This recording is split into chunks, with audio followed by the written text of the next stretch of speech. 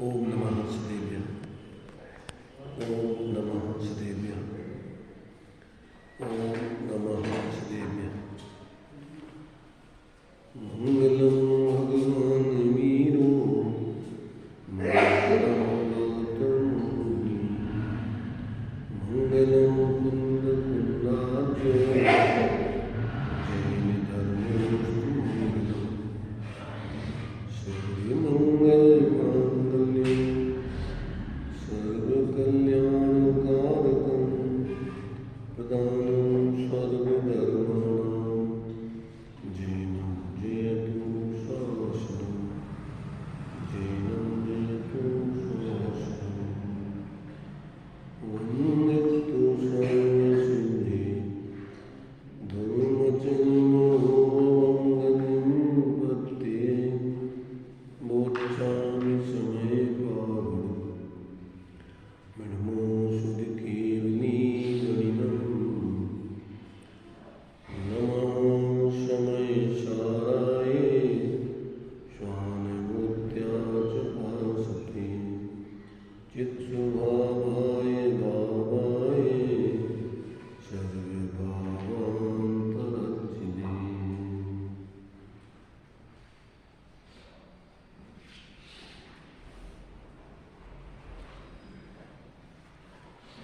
समय सार जी ग्रंथ अपन स्वाध्याय में ले रहे हैं। गाथा 80, 81, 82, जिसमें जीव का और कर्मों का निमित्त नैमित्तिक संबंध मात्र होने पर भी कर्ता कर्म संबंध नहीं है, इस बात को इन 3 गाथाओं में सिद्ध किया गया है। क्या सिद्ध किया गया है? निमित्त नैमित्तिक संबंध मात्र होने पर भी जीव का पुद्गल के साथ कर्ता कर्म संबंध नहीं है, भोक्ता भोग संबंध भी नहीं है। तो इस बात को अपन ने 80, 81, 82वीं गाथा में समझा। उसी बात को आचार्य अमृतचंद देव ने सार सिद्धि उपाय में जो 9 गाथा के बाद और सार सिद्धि उपाय ग्रंथ का जो 9 गाथा से ग्रंथ प्रारंभ किया था और भूमिका के रूप में 19 श्लोक तक वो ले गए, इसमें उसको पहले उन्होंने इस बात को सिद्ध किया है। वस्तु स्वरूप की सिद्धि, निमित्त नैमित्तिक संबंध पूर्वक संसार की सिद्धि और उससे पृथक होकर के आत्मा के अर्थ यानी प्रयोजन यानी मोक्ष मार्ग और मोक्ष की सिद्धि। इस भूमिका में संक्षेप में जो समय सार, प्रवचन सार, पंचास्तिका आदि आचार्य कुंद के ग्रंथों के टीकाकार अमृतचंद्राचार्य उन्हीं ने ये पुरुषार्थ सिद्धि उपाय श्रावकाचार लिखा है। श्रावकों के लिए भी पूरी बात पहले समझाई उन्होंने। तो यहाँ बहुत ही सरल शब्दों में और पंडित टोडरमल जी ने अपने भावार्थ टीका आदि में बहुत ही दृष्टांत आदि देकर स्पष्ट किया है। तो अपन यहाँ से भी इसको समझ रहे हैं। तो कल अपन ने 9-10 श्लोकों को पढ़ा था। तो 9 श्लोक नंबर 9 के श्लोक में तो वस्तु स्वरूप की सिद्धि की थी कि प्रत्येक वस्तु कैसी है, अपने गुण पर्याय उत्पाद में ध्रुवमय रहती है। वो अपने गुण पर्यायों को छोड़कर, अपने उत्पाद में द्रव्य पने को छोड़कर इससे बाहर नहीं जाती है। सभी द्रव्य उत्पाद में ध्रुव युक्तम सत द्रव्य लक्षणम अथवा गुण पर्यायवत द्रव्यम, अपनी गुण पर्यायों की अथवा अपने उत्पाद में द्रव्य की सीमा में ही प्रत्येक वस्तु रहकर नित्य रहते हुए बदलती रहती है, बदलते हुए हो बदल करके भी नित्य बनी रहती है। ये वस्तु का स्वभाव है। द्रव्य गुण पने से वस्तु ज्यों की त्यों रहती है। कैसे ज्यों की त्यों रहती है? द्रव्य गुण पना और उसी में उस द्रव्य में और गुणों में परिणमन पना पर्याय पना, ये दोनों चीजें चलती हैं। गुण गुणपने से वही के वही रहते हैं और पर्याय पने से प्रति समय उनकी अवस्था बदलती रहती है। ऐसे द्रव्य पने से वही का वही जीवन आदि अनंत ज्यों का त्यों रहता है, पर उसकी अवस्था में वैराग्यपना, अंतरात्मपना, परमात्मपना अथवा संसार और मोक्षपना ये पर्याय में होता है। अगर पर्याय में परिणमन स्वभाव नहीं होता तो उसका संसार मोक्ष, मोक्ष मार्ग, संसार मार्ग सिद्ध नहीं होता। और ये सारा का सारा सुख दुख काय में है? पर्याय स्वभाव में।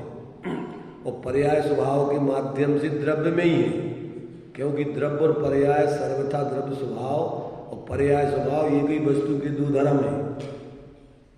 इसलिए वो आत्मा ही चतुर्गति संसार में दुख भोगता है।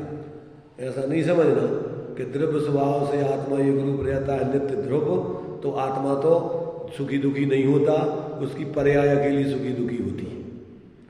ऐसा नहीं समझना कि ऐसे पति पत्नी जैसे दो पार्ट ऐसे सर्वथा अलग अलग द्रव्य स्वभाव पर्याय स्वभाव। एक ही आत्मद्रव्य दो तरीके से परिणमन करता है, नित्य रह करके बदलता है, बदल करके भी नित्य बना रहता है। तो आज तक अपन ने ऐसी वस्तु के दोनों स्वरूपों को समझकर और पर्याय में अपने उस द्रव्य स्वभाव को अपना स्वरूप जान मानकर उसका अवलंबन करके पर्याय में क्या परावलंबन छोड़ के स्वावलंबन से सम्यक दर्शन ज्ञान चारित्र की सिद्धि नहीं की। इसलिए ये जीव अनादिकाल से चतुर्गति का पात्र बना है। पर्याय से ही दुखी है और पर्याय में ही सुखी होना है। द्रव्य स्वभाव एक रूप रह करके भी वो पूरा द्रव्य दोनों मय रहता है। ऐसा नहीं समझना कि द्रव्य स्वभाव सर्वथा कोई अलग हो जाता है और पर्याय स्वभाव कोई अलग हो जाता है। एक ही वस्तु के दो धर्म है। इसलिए गुणों में गुणपना रूप एक रूप रहकर और गुण ही पर्याय पने से परिणमन करके मिथ्या आदि रूप परिणमन करते हैं। ज्ञान में सम्यक मिथ्या, श्रद्धान में सम्यक मिथ्या, चारित्र में सम्यक मिथ्या, ऐसे वीर आदि में परावलंबन, ये सब चलते रहते हैं। जिसको वीर का भी स्वावलंबन को छोड़ के परावलंबन रूप अपनी ताकत लगाना, ये भी उसका मिथ्या परिणमन है वीर का। इसलिए आचार्य परमेष्ठी पंचाचार का स्वयं आचरण करते हैं। क्या कहलाता पंचाचार? दर्शन का सम्यक परिणमन, ज्ञान का सम्यक परिणमन, चारित्र का सम्यक परिणमन, वीर का सम्यक परिणमन और अपने संपूर्ण गुणों का सम्यक परिणमन, स्वरूप प्रतपनम, अपने स्वरूप में ही सब गुणों का स्वरूप आश्रित परिणमन। तो ये आचार्य देव स्वयं ही अपने स्वरूप का श्रद्धा, ज्ञान, चारित्र और वीर आदि का स्वाश्रित परिणमन स्वयं करते हैं और शिष्यों को, सभी जीवों को उपदेश देकर उनको भी इसी बात का क्या है सम्यक आचरण कराने की प्रेरणा देते हैं, उपदेश देते हैं। इसका नाम धर्म है। तो ये जब तक व्यक्ति को ऐसे वस्तु स्वरूप की स्वतंत्रता और फिर वस्तु स्वतंत्रता समझ करके फिर द्रव्य स्वभाव का अवलंबन करके पर्याय स्वभाव में सम्यक प्रकार का परिणमन। पहले तो वस्तु स्वतंत्रता, पर्याय भी अपने में ही रह करके पर लक्ष्य करके विकारी परिणमन करती है, पर में नहीं जाती। तो पहले तो ऐसी वस्तु स्वतंत्रता का ज्ञान होना चाहिए। कोई किसी पर का कुछ नहीं कर सकता है। क्या नहीं कर सकता? कोई किसी पर का कुछ नहीं कर सकता है। और कोई में जीव को लगा लो, बाकी जड़ को तो किसी से कुछ लेना देना नहीं है। पांच अजीब द्रव्यों को तो कोई किसी से कुछ लेना देना नहीं। वे न सुखी होते न दुखी होते, न उनको कल्याण करना है ना कल्याण होता है। वे तो अचेतन है। वे तो अचेतन रूप अपना परिणमन अपने अपने चार द्रव्य तो शुद्ध परिणमन ही करते हैं। पुद्गल द्रव्य में वो तो स्वभाव विभाव परिणमन उनका वो भी एक स्वभाव है। परमाणु से स्कंद बन जाना, स्कंद से ऐसा नहीं है कि पुद्गलों का मोक्ष हो जाता है तो मोक्ष ही बना है। पुद्गलों का तो स्वभाव है, उसका नाम ही है पूर्ण गलन होना, मिल जाना बिछड़ना, मिलना बिछड़ना, मिलना बिछड़ना। परमाणु भी हो सकते हैं, स्कंद भी बन सकते हैं, पर जीव में ऐसा नहीं है। एक बार जीव अगर शुद्ध हो गया तो अब अशुद्ध होने की व्यवस्था नहीं, अनंत काल तक के लिए सुखी हो जाता है, और जीव के लिए उपदेश है। इसलिए यहाँ पर अपन को इस पुरुषार्थ सिद्धि उपाय में पहले तो वस्तु स्वतंत्रता से 9वें श्लोक में वस्तु का स्वरूप बताया कि प्रत्येक वस्तु कैसी है, कि प्रत्येक वस्तु गुण पर्याय मय और उत्पाद व द्रव्यमय अस्थि पुरुष। यहाँ चूंकि तत्वार सूत्र में तो सब द्रव्यों का स्वरूप बताया, इसलिए उसमें सामान्य से गुण पर्याय व द्रव्यम और उत्पाद व द्रव्युक्तम सत द्रव्य लक्षण, ये द्रव्य के 2 लक्षण बतलाए और दोनों में एक ही बात बताई, कोई अलग अलग नहीं है। गुण पर्याय व द्रव्यम कहो या उत्पाद व द्रव्युक्तम सत द्रव्य लक्षण कहो, दोनों में कोई अंतर नहीं है, कथन भेद है। द्रव्य गुण है और उत्पाद व पर्याय वो परिभाषा है और वो सामान्य कथन है। गुण पर्याय व द्रव्यम ये सामान्य कथन है, और ये उत्पाद व द्रव्युक्तम सत द्रव्य लक्षणम ये विशेष कथन है। द्रव्यों का द्रव्यपना और पर्याय का उत्पाद व्यपना। तो गुण पर्याय व द्रव्यम कहो या उत्पाद व द्रव्युक्तम सत द्रव्य लक्षण कहो। द्रव्य का लक्षण दोनों मय है, अकेला द्रव्य नहीं, अकेला उत्पाद व्यय नहीं, अकेला गुण नहीं, अकेली पर्याय नहीं।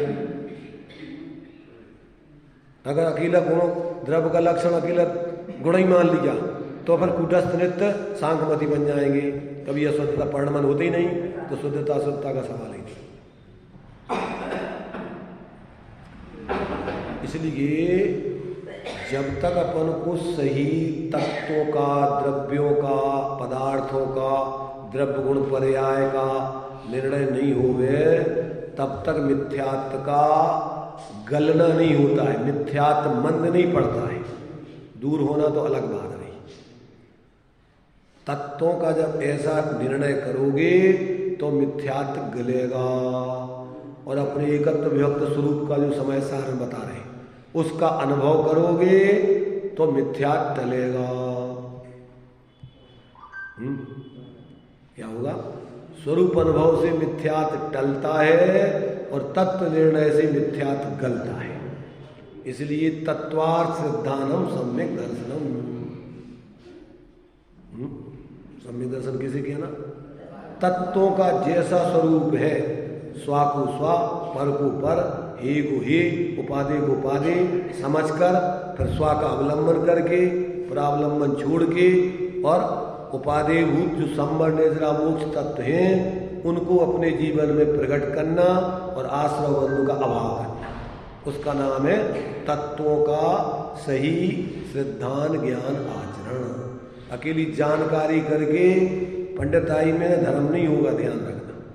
क्षयुप संज्ञान 11 अंग तक का पढ़ लो, परंतु जीवन में स्वा को स्वा जानकर उसका अवलंबन नहीं करो और पर का पर जानकर उससे विरक्त होकर के और संवर निद्रा रूप परिवर्तन नहीं करो तो मोक्ष मार्ग की और मोक्ष की सिद्धि नहीं होती।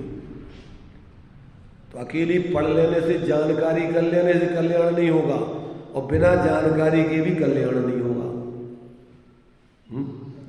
इसलिए जो जानकारी करके संतुष्ट हो जाते हैं वे क्या हो जाते हैं? वे पंडित बन जाते हैं पूरे। और जो बिना समझे बाहर का आचरण करते हैं वो बाहर के पूरे क्रियाकांडी व्यवहाराभासी बन करके और चतुर्गति के पात्र बने रहते। त्यागी बन गए अनंत बार साधु, सब छोड़ दिया, पर ग्रहण क्या करना था उसको ग्रहण नहीं किया, स्वरूप को ग्रहण नहीं किया, बाहर के ग्रहण त्याग में लगे रहे। जो सब छोड़ दिया, साधु बन गए। अरे तुम्हारा था ही नहीं, पहले तो ये समझना था तुम्हारा था क्या जो तुमने छोड़ दिया, ये बताओ। तो पहले तत्व ज्ञान करके कि परद्रव्य किंचित मात्र एक परमाणु हमारा है नहीं, ये जानो पहले। और जान करके अपने परावलंबी विकल्प तोड़ने के लिए फिर पर का त्याग, पहले तत्व ज्ञान करके सम्यक प्राप्त करो और बाद में फिर सम्यक ज्ञानी हो बहुरी देर बाद में 40 ले। तो बिना तत्व ज्ञान के वो बाहर में त्याग अकेला कर दिया, ऐसा अनंत बार किया जीवों ने। पहले जातम ज्ञान बिना सुख की शांति की गंध नहीं आई, बाहर में भटकते रहे सिर्फ अकेले। कपड़ा अकेले बाहर के संयोग तो तुम्हारे है ही नहीं। कपड़ा भी अपन पैदा होते तो कपड़ा पैर के पैदा होते क्या? और जितने और त्रियंज वगैरह है, जानवर है, नारकी है, उनके पास है कपड़े क्या? और बाहर का परिग्रह भी कुछ है क्या वहाँ नारकियों के पास? तो वे सब है क्या साधु संत? तो बाहर के अंदर का जो अपना अभिप्राय है कि ये बाहर की चीज़ें अपनी है ही नहीं, ऐसी जब तक मिथ्या मान्यता नहीं छोड़ो, जब तक तुम अपने स्वरूप को ग्रहण करके उसकी श्रद्धा ज्ञान लीनता नहीं करो, तब तक मोक्ष का मार्ग चालू नहीं होता है। इसलिए जो भोले जीव हैं वो बाहर में ही उलझ जाते हैं अकेले बिना तत्व ज्ञान के। वो पंडितों को छोड़ देते स्वाध्याय करना, और जो स्वाध्याय अकेले क्षयोपशम ज्ञान में और अपने आप को मान लेते कि हम सब समझ गए, और जीवन में प्रैक्टिकल करते नहीं है। बाहर से विकल्पों का त्याग करके स्वरूप का अवलंबन करके निर्वृत्ति करते नहीं है, और साधु बनने की सोचते ही नहीं है। ऐसे ही मोक्ष हो जाएगा अकेली जानकारी से। बिना साधु बने मोक्ष होता नहीं, और मात्र साधु बन जाने से मोक्ष होता नहीं। मोक्ष मार्ग प्रकाशक जी में लिखा है, क्या लिखा है? कुछ बातें ऐसी होती हैं कि जिनके बिना वो कार्य नहीं होता है, परंतु उसके साथ साथ और दूसरे कार्य हुए तो कार्य होता है। तो कि बिना संपूर्ण बाह्य परिग्रह आदि के त्याग के तो मोक्ष होता नहीं। सम्यक दर्शन ज्ञान तो होता है। मोक्ष कब होगा? कि जब तुम संपूर्ण बाहर से भी निर्वृत्ति करके परिग्रह 24 भेद और त्याग करोगे, जब ही तुम्हारा कल्याण होगा। परंतु पहले तत्व ज्ञान, पहले सम्यक श्रद्धा धार पुनि सेवक सम्यक ज्ञान, और फिर सम्यक ज्ञानी हुए बहुरी दृढ़चार्य, ये क्रम है उसका। तो जिन्होंने तत्व ज्ञान नहीं किया और बाहर में पूरे त्यागी बन गए और उसी में रात दिन लगे रहते हैं, अब इसकी रसी और उसकी रसी और जो छोड़ना और वो छोड़ना, वे रात दिन राग देश संकल्प विकल्प में पड़े रहते हैं, और उसी से दंभ करके अपने को धर्मात्मा मान लेते हैं, दूसरों को नीचा मानते हैं, और अहंकार करके पापा ही बांधते हैं। अगर भीतरात्मा की प्राप्ति नहीं करो और बाहर के त्याग का दंभ करो, तो ये तो तप का 8 मदों में आता है। क्या में आता है? तप का मद, उपवास वगैरह करने का अहंकार, मैं बहुत बड़ा तपस्वी बन गया। इससे तो मिथ्यात्व का पोषण होता है। तो भैया ये समझने की बातें हैं। ये वस्तु का स्वरूप जो आचार्यों ने निश्चय व्यवहार से समझाया है, ये निश्चय व्यवहार वस्तु स्वरूप को समझने के लिए दृष्टिकोण है। ये लड़ने झगड़ने के लिए नहीं है, ये कसाय करने के लिए नहीं है। इसमें लिखा है व्यवहार निश्चय प्रबुद्ध तत्वेन भवति मध्यस्था प्राप्नोति देशनाया सहे फलम अविकलम से। देखो इसमें पहले इन्होंने भूमिका में सब चीजें लिख दी और बाद में फिर श्राप का चार का वर्णन किया।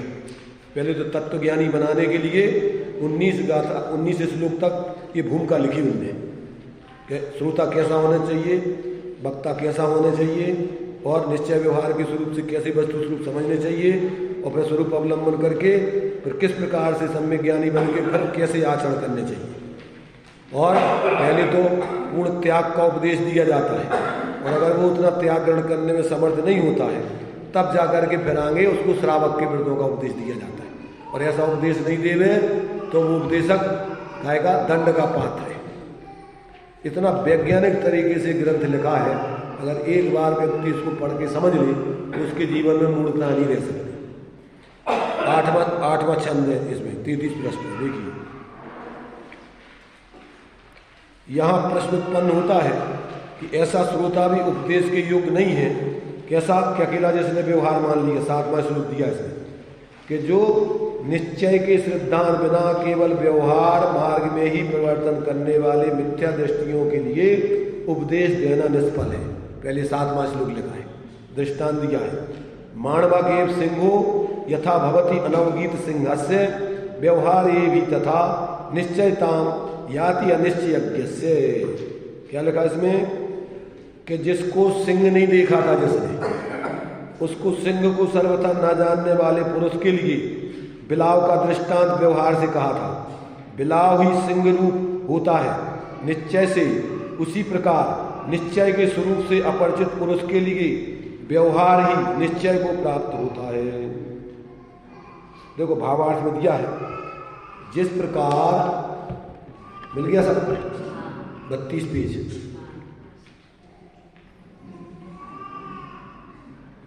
नीचे देखिए भावार्थ। जिस प्रकार बालक सिंह को ना पहचानता हुआ बिलाव, बच्चे को बनने के भैया बच्चे ने पूछा पिताजी से कि भैया शेर कैसा होता है, तो उसके लिए शेर तो जंगलों में जैसा होता है, बिलाव था घर में उसके, तो उसने कहा देखो बेटा ऐसा होता है शेर। कैसा? बिलाव के आकार का ही होता ना शेर। अब उस बच्चे ने जान लिया कि यही शेर है, अब उसको सच्चा शेर पता पड़ जाएगा कि नहीं?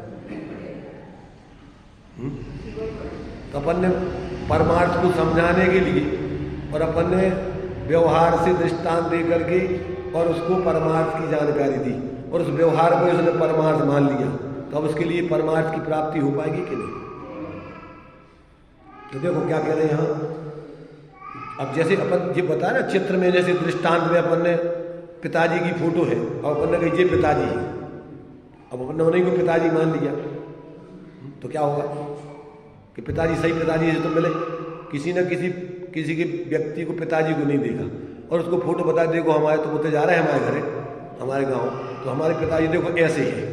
अब उसने ऐसे कि नहीं को पिताजी मान लिया था, उन पिताजी को कहाँ पहचानेगा कि वो तो घर उनके जहाँ पर ने देखे थे वही पिताजी यहाँ है, उन्हीं को मान लिया उस फोटो को, तो उधर जा करके वो पिताजी का सही स्वरूप कैसे समझेगा कि वो तो फोटो थी।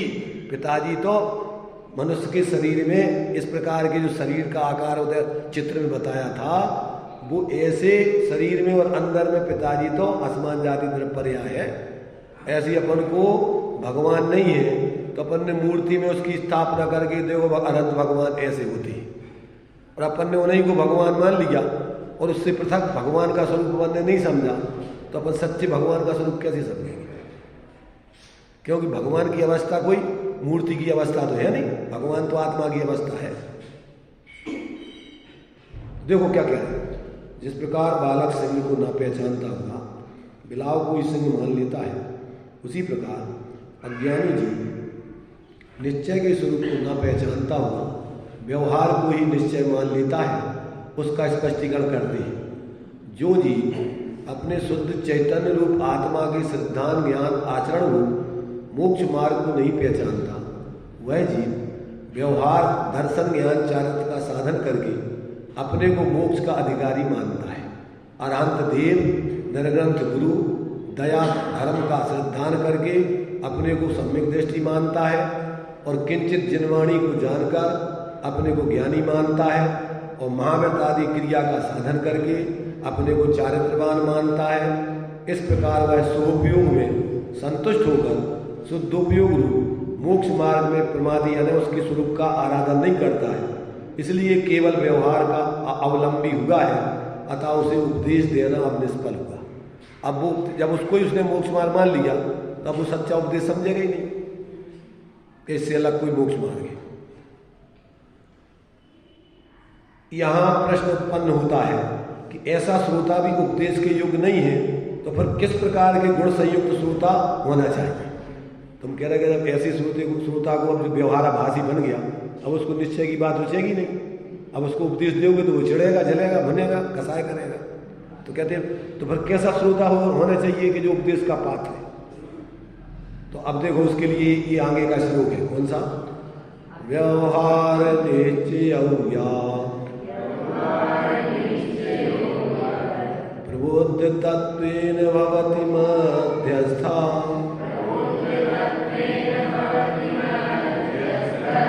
प्राप्नोति देशनाया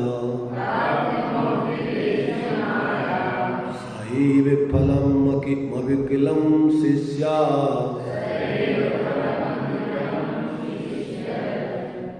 जो जीव व्यवहार नय और निश्चय नय को वस्तु स्वरूप से यथार्थ रूप से जानकर व्यवहार निश्चय तत्वेन प्रबुद्ध, तत्व माने वस्तु स्वरूप, जिसका जो स्वभाव है उस रूप से जानकर, यथार्थ रूप से जानकर, मध्यस्था, ध्यान रखना, मध्यस्था, मध्यस्थ भवती होता है। मध्यस्थ माने न निश्चय का पक्षपाती होता है और न व्यवहार का पक्षपाती होता है, अर्थात निश्चय और व्यवहार के पक्षपात से रहित होता है। सामान्य वह जीव ही शिष्य देशनाया, वो भगवान जिनेन्द्र के उपदेश का अविकलम संपूर्ण फल प्राप्त करता है। अब देखो संपूर्ण भगवान जिनेन्द्र के उपदेश का फल क्या है।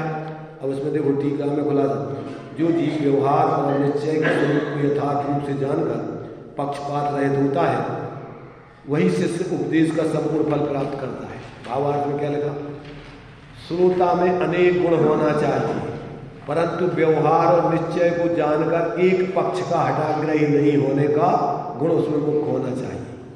वही कहा भी है, आगे देखिए, जय जिणमय पवज्जय तामा व्यवहार निश्चय मुयः इक्कीण बिणा चिज्जयी तिथम अन्येन गुण तच्चम।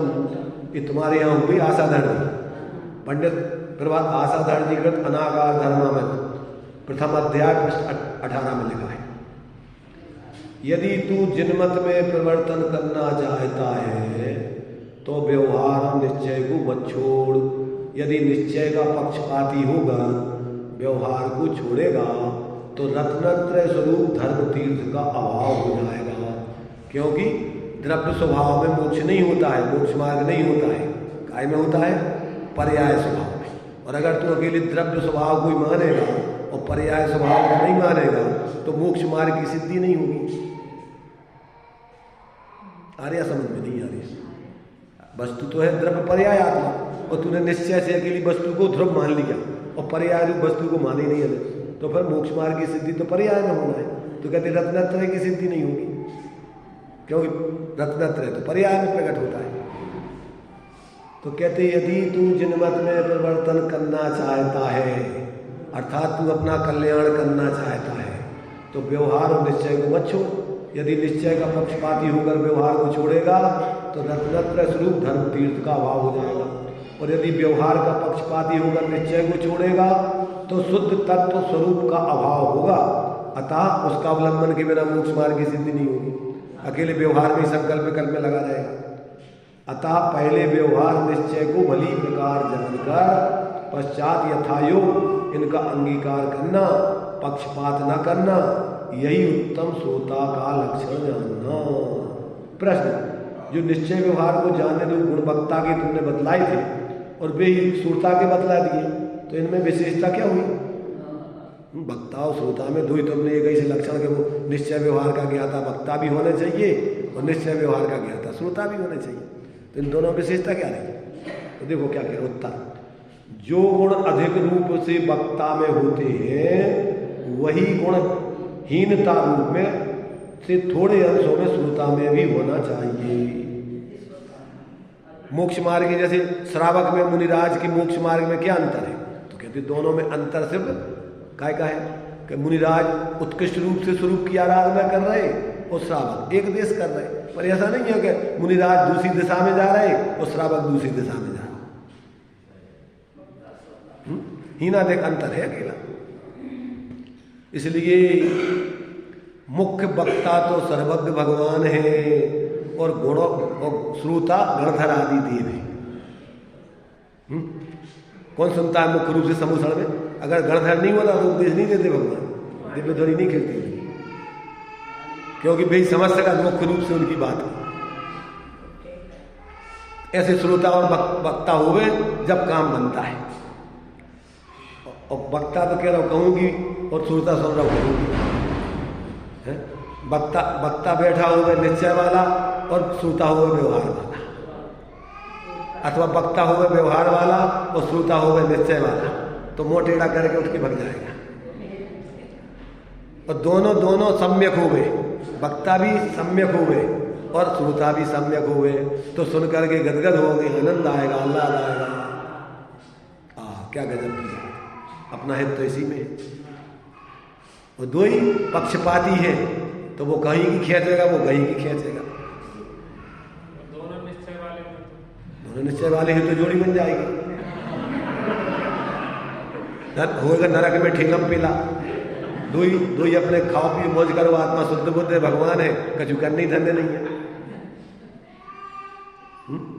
दोइयों की दुर्गति हुई है। तो एकांत वालों का कल्याण नहीं होता है, अनेकांत से वस्तु स्वरूप समझकर और फिर अपना प्रयोजन आत्मित का स्वरूप अवलंबन से पर्याय में शांत साध के भीतरात्मा की सिद्धि होती है।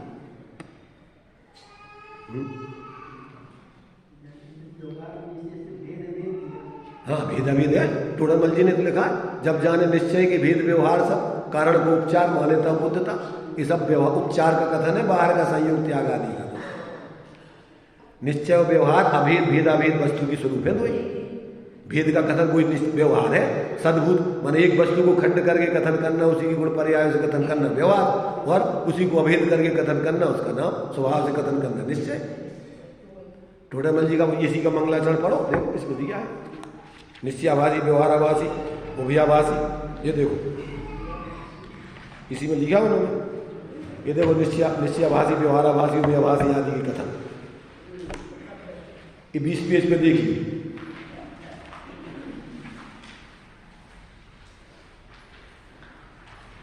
कोई नर निश्चय से आत्मा को शुद्ध मान, भय है सुछंद ना पिछाने निजे शुद्धता। कोई व्यवहार दानशील तप भाव ही को, आत्म को हित जानी छोड़े नहीं मुद्दता। कोई व्यवहार न निश्चय के मार्ग को, भिन्न भिन्न जानी पहचानी करें उद्धता। जब जाने निश्चय के भेद व्यवहार सब, कारण को उपचार माने तब बुद्धता। क्या कमी रखी टोडरमल जी ने? श्री गुरु परम दयालु हो, दिया सत्य उपदेश, ज्ञानी माने जानकर ठाणत मूढ़ कले। सब पता था टोडरमल जी को, क्योंकि वो भी उसी के शिकार हो गए, उसी पक्षपातियों के।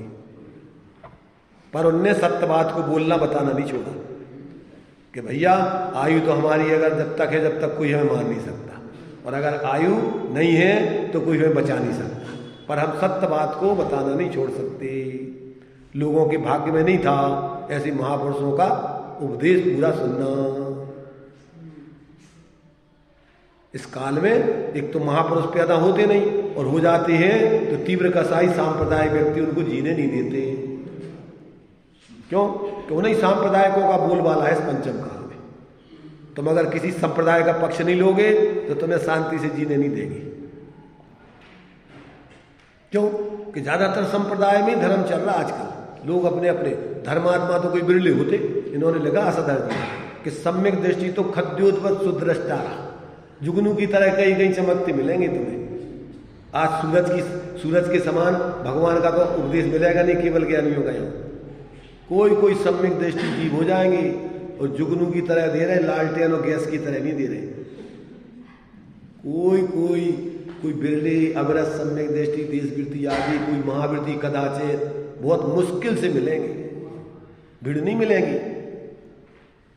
ये तो दूसरे लोग भी थोड़ा बहुत बुद्धि है जिनकी भी कहते हैं, सिंहों के लेहड़े नहीं, हंसों की नहीं पात, और लालों की नहीं गोरियां, और साधक ना हो जमात। साधकों की जमातें नहीं मिलेंगी आपको, बिरले मिलेंगे। और अपन को चाहिए भीड़, एकांत अकेले व्यक्ति कोई हो गए धर्मात्मा, अरे भैया इसके संग तो कोई है ही नहीं है, जो काय को भीड़ होने चाहिए। अपन इसलिए भीड़ इकट्ठी करना चाहते धर्म में। ज्यादातर धर्म का आज वर्तमान में प्रभावनांग में भीड़ इकट्ठी करने का लक्ष्य है, केवल और कुछ नहीं। बढ़िया सुख सुविधाएं दो, पंच कल्याण को, खूब खाने पीने को, सुबह शाम नाश्ता घर पर नहीं खाते जैसा वैसा वहां मिलेगा, तब जाके खाएं। वहां का पंच कल्याणक बहुत बढ़िया, सुबह उठते ही गर्म पानी, बिल्कुल कौन सा गीजर वाला, इतने लाखों हजारों लोगों को तुम्हें पानी गर्म करके को देगा?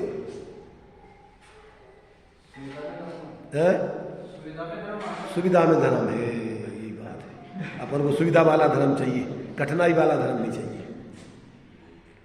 पुण्य भी नहीं होता है, ध्यान रखना। अगर ऐसे हिंसक पूर्वक तुम व्यवहार धर्म करोगे, स्वच्छंदाचार पूर्वक, तो मंद कसाय भी नहीं है, तीव्र कसाय है। बढ़िया सुबह से नाश्ता चाहिए, बनाने वाले कौन है वे? न नहाने का, न धोने का, न पानी छानने का, जिनको कोई ठिकाना नहीं। पहले के पंचकल्याणक देखे हमने, अपने अपने तंबुओं में व्यक्ति अपना भोजन बनाते थे।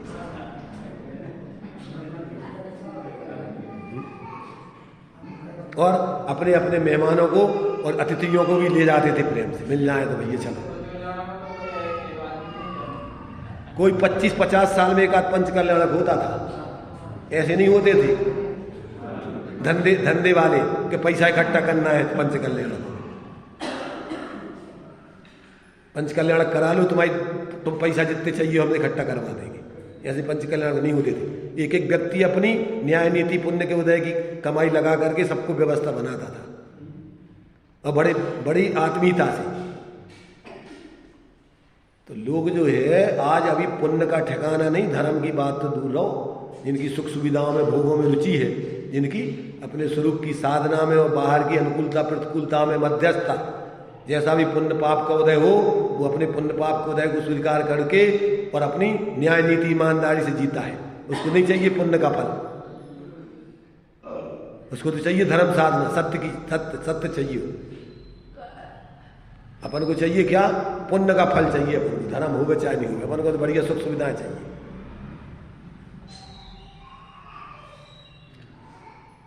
अब ये सुनने की भी ताकत नहीं मिलेगी आज तो वर्तमान में लोगों को, समझ रहे? इसको कोई नहीं सुनेगा, इस प्रवचनों को। उन प्रवचनों को सुनेगा जो अपने अपने संप्रदाय के लोगों की भीड़ इकट्ठी होती है।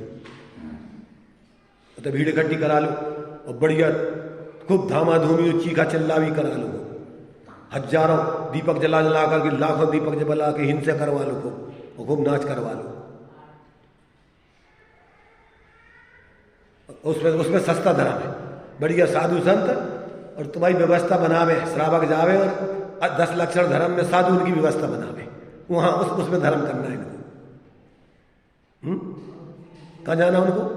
जहां बढ़िया सुख सुविधाएं मिले, खावे पीवे की, सब अपन कुछ नहीं करना पड़े। लोगों को होश ही नहीं है कि अपन कर क्या रहे हैं।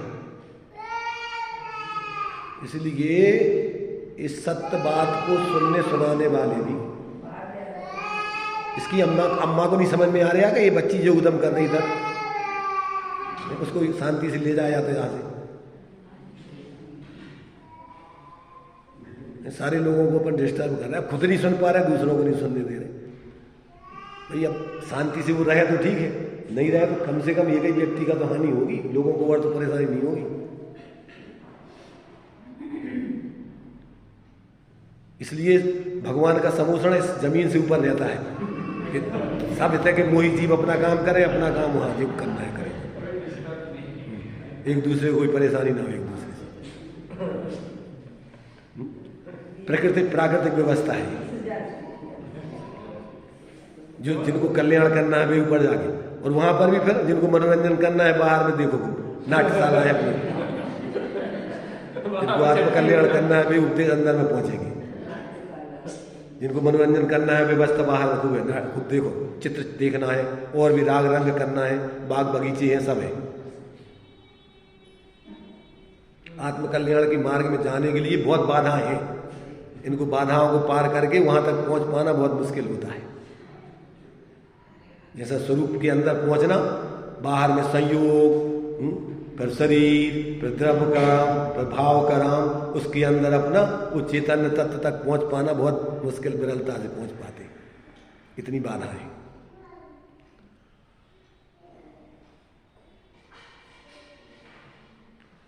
तो एक एक बात देखो भाई, अब कहाँ से हम समझाएं, कभी जहां विकल्प जाता है अब वहां से समझाने लगते हैं, तब लोगों कहते भैया अब क्या करें।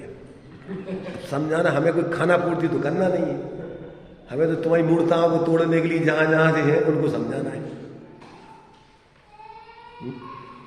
अब अगर उन मूर्ताओं को नहीं समझा तो अकेली तत्व की बात सुनने से कोई फायदा नहीं है।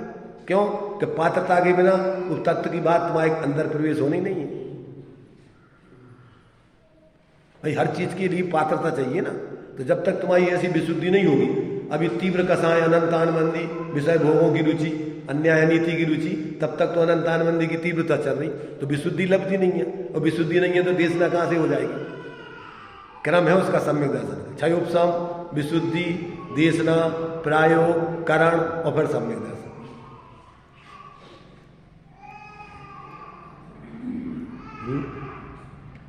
इसलिए अपन को थोड़ा भाई बहुत विरल जीव इस काल में कल्याण करने के पात्र होंगे इस भरत क्षेत्र में, यानी ऐसे हुंडा उत्तरपणी कालों में। विषम काल है ही, इस पंचम काल को अपन बोलते विषम काल। सब चीजें अनुकूल नहीं मिलेंगी,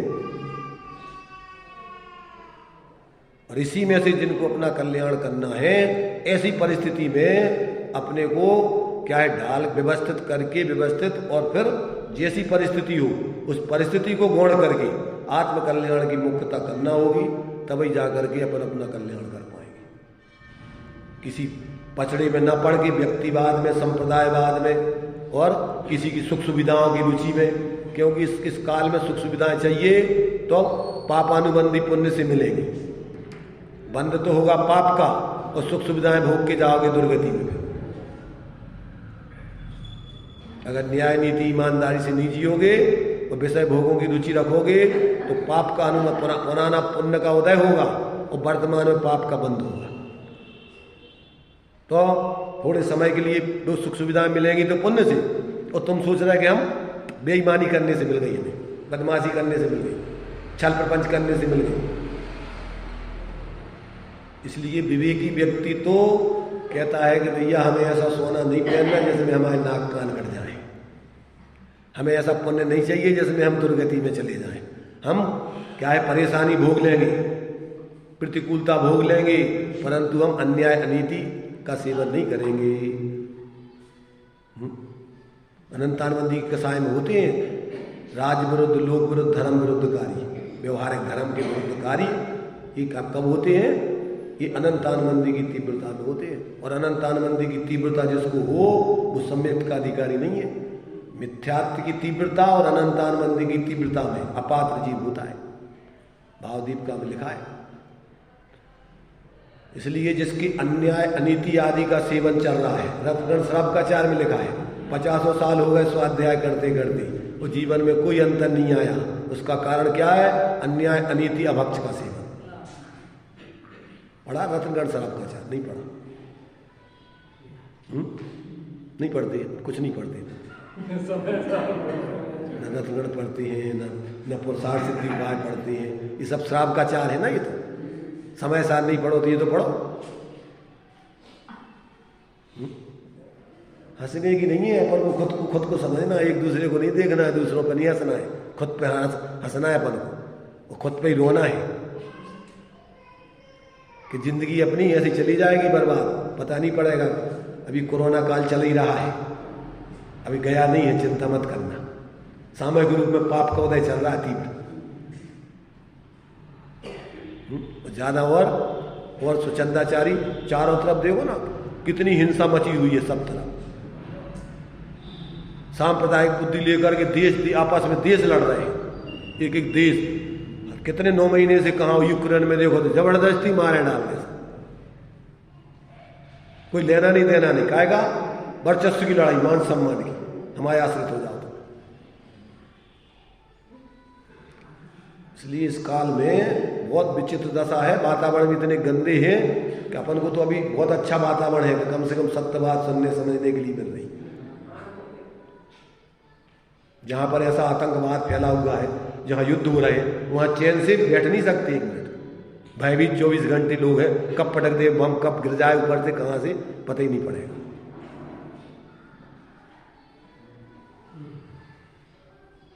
वातावरण तो रोज न चल ही रहा है कि कब युद्ध चालू हो जाए, विश्व युद्ध खड़ा हो जाए। तो ऐसी अपनी वर्तमान परिस्थिति में अपन को जितना अवसर मिला है, इसमें शीघ्रता से जो लो न रोग जरा है तो लो झटत ने जित करो। ये मानस पर्याय सुकुल सुनना जिन वाणी, और ये बीत गई बिना तत्व निर्णय के, बिना स्वरूप अनुभव के निकल गई, तो समझ लेना कहाँ जाओगे पूछने वाला नहीं कहे। तो चलिए ये क्या कह रहे हैं कि इसमें अपन को जब तक निश्चय व्यवहार से वस्तु स्वरूप का सही निर्णय नहीं हो और पक्षपात छोड़ करके अपन तत्व का निर्णय करके और फिर अपन को संयोग संयोगी भाव भेदों का विकल्प छोड़ के अपने उस एक रूप द्रव्य स्वभाव का निश्चय से जो वस्तु स्वरूप बताया है उसका अवलंबन करके पर्याय में रत्नत्रय की सिद्धि नहीं करें, तब तक अपन को मोक्ष मार्ग की सिद्धि नहीं होती। ये सब बातें यहाँ इन्होंने प्रस्तावना में भूमिका में 19 श्लोक तक लिखी हैं। ये सब चीज़ें जो अपन पढ़ लें, फिर बाद में ग्रंथ का प्रारंभ किया उन्होंने आगे भूमिका बना करके ग्रंथ की भूमिका ले। अभी तो 8 श्लोक तक तो वक्ता श्रोता का स्वरूप बताया दिया ना, इस प्रकार वक्ता और श्रोता का वर्णन किया है, और आगे अब भूमिका रूप में ग्रंथ लेगा 19 श्लोक तक, और फिर मूल ग्रंथ चालू किया है 20 में से। संक्षेप में समझने वाले को 19 श्लोकों तक पूरा का पूरा आत्मकल्याण का मार्ग समझ में आ जाएगा। और फिर जीवन में तुम्हारे अब मान लो तुम आगे विशेष आचरण में उतरते हो, तो अब श्रावक के आचरण में आते हो तो ये ग्रंथ पढ़ रहे, और अगर तुम्हें मुनिराज का आचरण अपनाना है तो फिर ये सागार अनगार धर्म में 2 ग्रंथ लिखे नासाधर जी ने। सागार माने श्रावकों के लिए और अनागार माने मुनिराजों के लिए। अब जिसकी तुम्हारी भूमिका हो तो सम्यक ज्ञानी होकर वो अपना आचरण करो। ये रत्न श्राप का चार में लिखा, क्या लिखा? मोहित मेरा आप हर ने दर्शन लावात वाप्त संज्ञाना राग द्वेष निर्वृत्ति चरणम प्रतिपद्यते साधु। सम्यक दर्शन सम्यक ज्ञान को प्राप्त करके मिथ्यात्व अज्ञान का अभाव करके अब सम्यक राग द्वेष की निर्वृत्ति के लिए अब सम्यक चारित्र का आचरण ज्ञानी पुरुष करते हैं, सज्जन पुरुष करते हैं। चलिए भाई, अभी तो अपना टाइम हो गया है, अपन यहीं विराम लेते हैं।